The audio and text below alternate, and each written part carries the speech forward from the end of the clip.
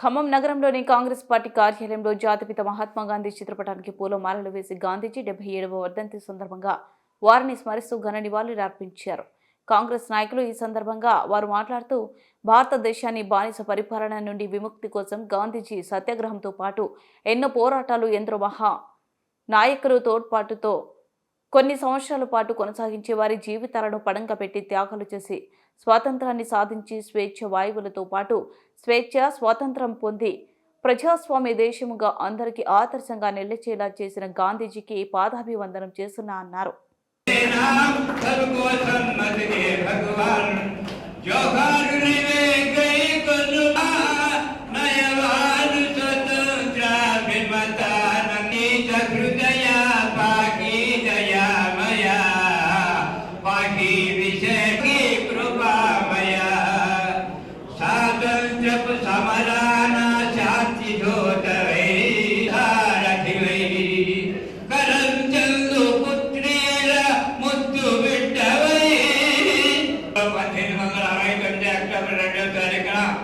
కరమ్చంద్ గాంధీ పుత్రే బాయలకు కలిగిన పుణ్యమూర్తి గాంధీ గారికి చిన్న వయసులోనే అనగా 12 సంవత్సరాల వయసులోనే కస్తూరి బాయితో వివాహం జరిగింది.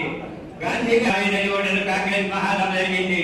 భారతదేశానికి సంపూర్ణ స్వాతంత్ర్యం కావాలని గ్రామం వచ్చి ప్రభుత్వ శాసనాలను స్వీకరించి ఉద్యమం తయారు చేశారు. ఇది భారతదేశ చరిత్రలో ప్రసిద్ధిగాంచిన చర్య. గాంధీ గారి నాయకత్వంలో అహింస మహాత్మ ద్వారా 1947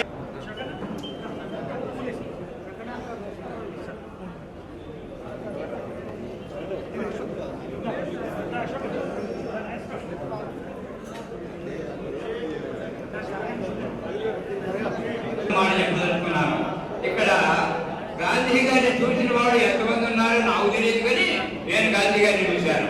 ఆ మాట చెప్పడం కోసం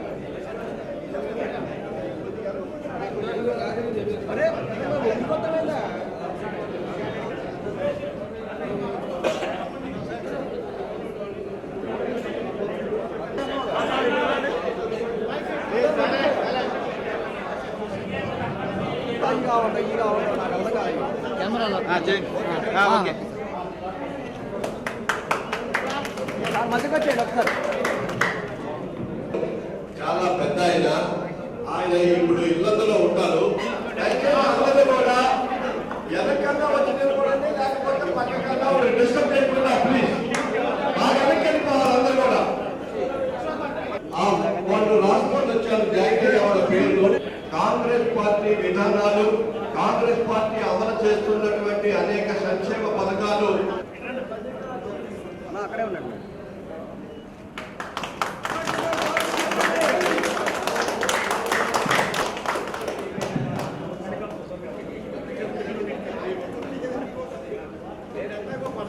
కాంగ్రెస్ పార్టీ కుటుంబంలోని సజ్జా శ్యామ్ గారు ఒక వైపు నుంచి వచ్చి ఇంకొక వైపు వెళ్ళండి. సజ్జా గణేష్ గారు, సజ్జా శ్యామ్ గారు,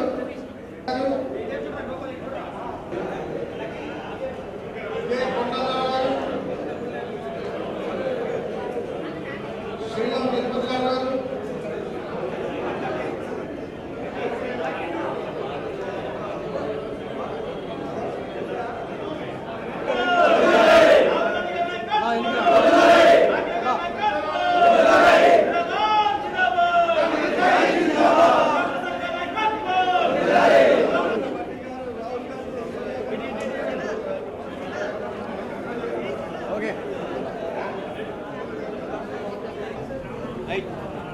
రెడీయా?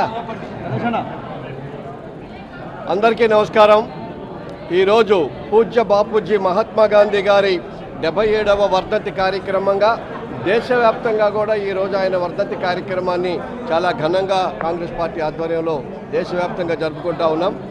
మహాత్మా గాంధీ కన్న కలలు సాకారం చేయటానికే మరి ఆయన చేసినటువంటి త్యాగాలని, ఆ రోజు ఆయన ఐడియాలజీ, గాంధీ ఐడియాలజీ ప్రకారం ఈ దేశంలో స్వాతంత్రం తీసుకురావడానికి అవసరమైనటువంటి అనేక రకాల ఉద్యమాలు చేసి ప్రజల్ని చైతన్యవంతులను చేసి బ్రిటిష్ సామ్రాజ్యవాద శక్తుల్ని మరి అహింసా మార్గంగానే వాళ్ళని ఎదుర్కొని శాంతి అహింస అట్లమే సత్యమేమో జయతి అనేటటువంటి కార్యక్రమాన్ని తీసుకొని అప్పుడే చెప్పారు, ఒక చెంప చూపిస్తే రెండో చెంప, ఒక చెంపను కొడితే రెండో చెంప చూపించమని చెప్పేసి మహాత్మా గాంధీ చాలా సామరస్యంగా ఈ దేశం స్వాతంత్రం సాధించిన విధంగానే పరిపాలన కూడా కొనసాగించాలని చెప్పేసి కోరుకున్నారు.